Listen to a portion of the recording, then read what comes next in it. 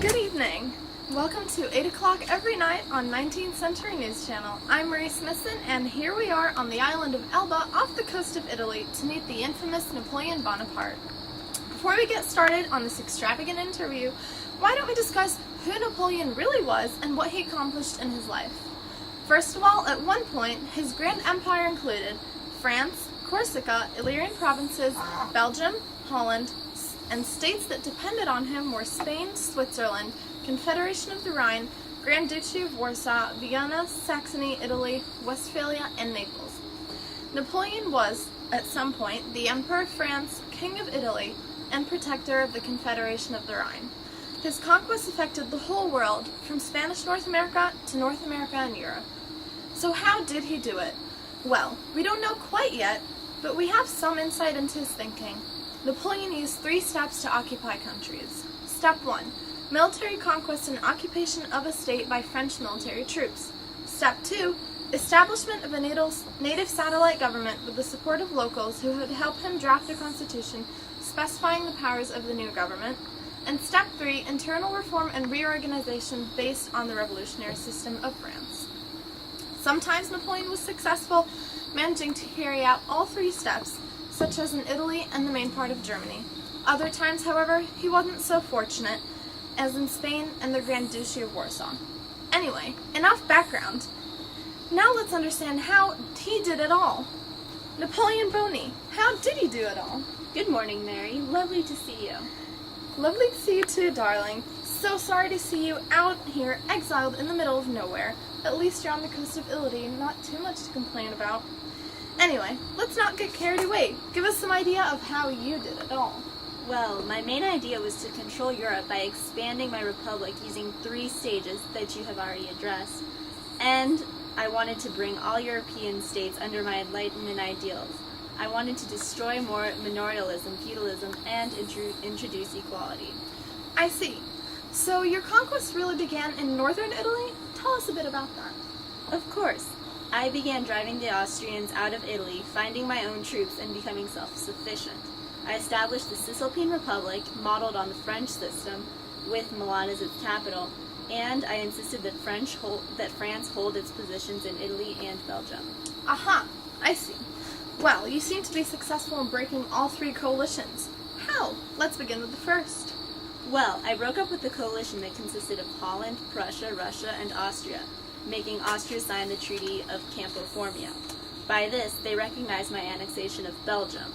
Russia and England withdrew their troops, of course, out of fear. And Spain allied with me. I took the properties of the German princes from the left bank of the Rhine, and they came running desperately, trying to bribe me and Talleyrand to sell them the land. Of course, we made great profits. Yes, the shame of the German princes. And what exactly did you do in Egypt, might I ask? Oh dear, I don't like to talk about that. You English defeated us at the Battle of the Nile. The Russians, the old cowards, pulled out of Western Europe because they felt threatened by our involvement in the Middle East, which was my main goal. But regardless of our loss, I returned to France a hero. How convenient. Oh, we've gotten off track. We've never discussed the second coalition. Oh, we beat those Austrians at the Battle of Marengo in 1800. Again, I made them sign a treaty called the Treaty of Luneville, which basically reinstated the Campo Formio. They couldn't refuse after such a terrible loss.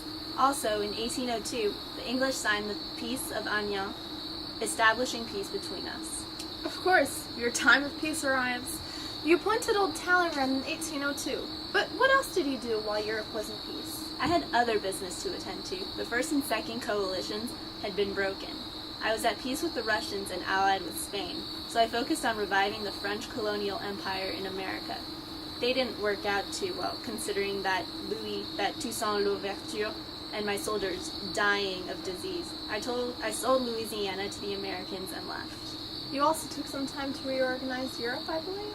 Yes, I did. I reorganized the Cisalpine Republic into the Italian Republic with myself as president, reorganized the Helvetic Republic, making myself as mediator of the Confederation of Switzerland, and I closely supervised the Germans while they reorganized their territories. Then in 1804 you crowned yourself the Emperor of France, Anyway, off track yet again. What about the third coalition? England, Austria, and Russia wanted to strengthen themselves against my expansion, which had so far been extremely successful. They wanted to take Belgium away from me, but no sir, not from Napoleon Bonaparte.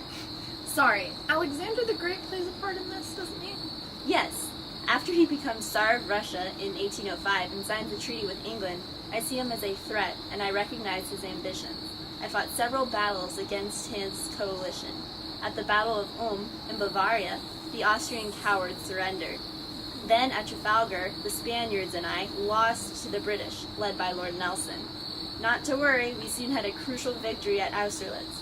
After Austerlitz, the old Russians withdrew into Poland, afraid as ants, and Austria made peace with us yet again.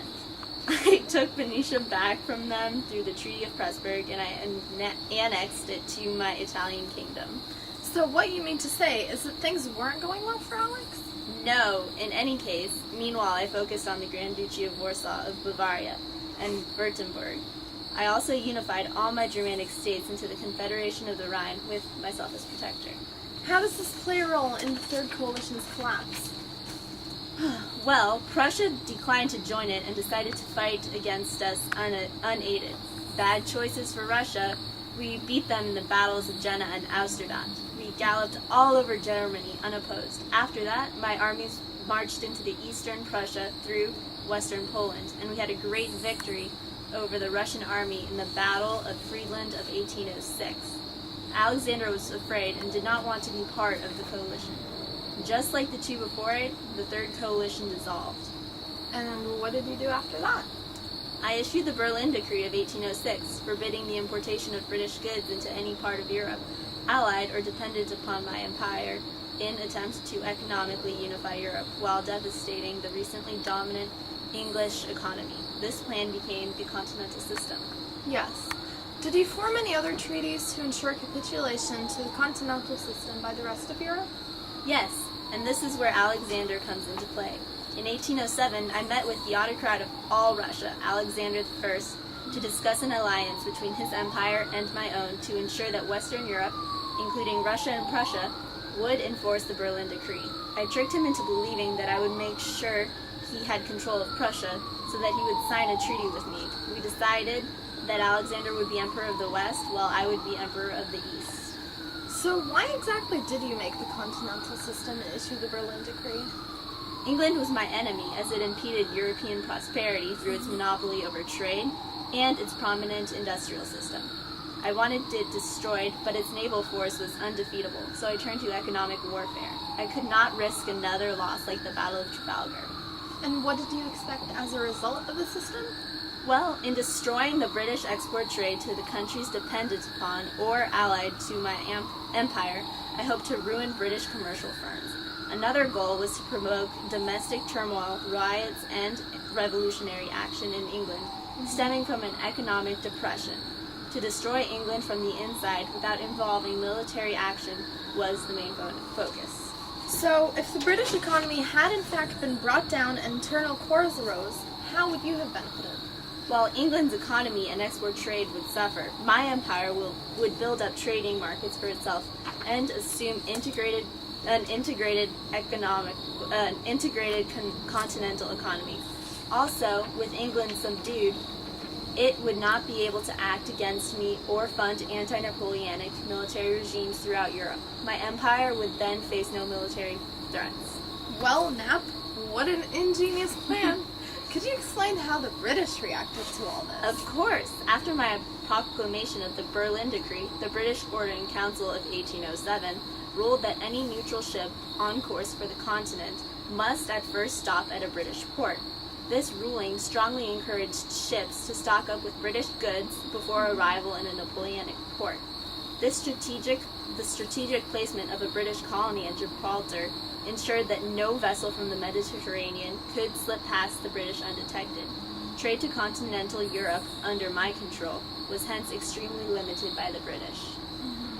Then what did you do? I imposed the Milan Decree of 1807, which stated that any neutral ship once docked at a British port or that submitted to a search by a British warship would be confiscated upon arrival in a continental harbor. How did the continental system work overall? Tragically. I also don't like to talk about this one, but I will make an exception.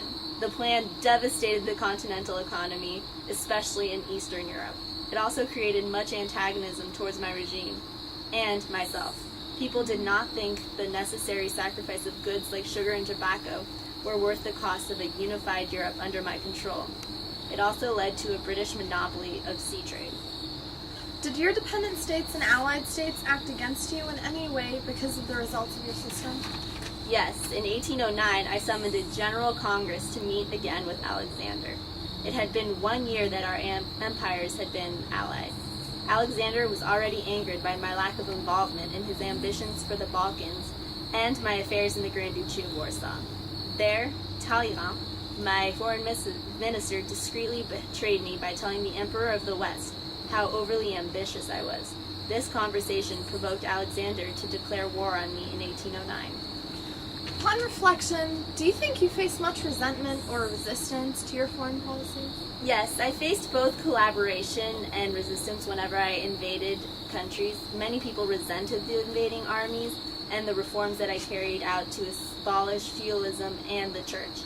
Many of the dependent states also felt that they were being used as tools in economic warfare implemented by my continental system. They were angered by how it benefited French manufacturers disproportionately, leaving them in helpless positions. Do you think that widespread condemnation towards your Napoleonic Empire had anything to do with the false sensation of peace throughout the Peace of Amiens, the local lives and liberties lost during your numerous occupations, and our power-hungry attitude? Enough. And yes, they were the main sources for anti-French nationalism in the dependent states. Such nationalism led to my downfall in 1814, when I was pushed out of power by the stupid Congress of Vienna.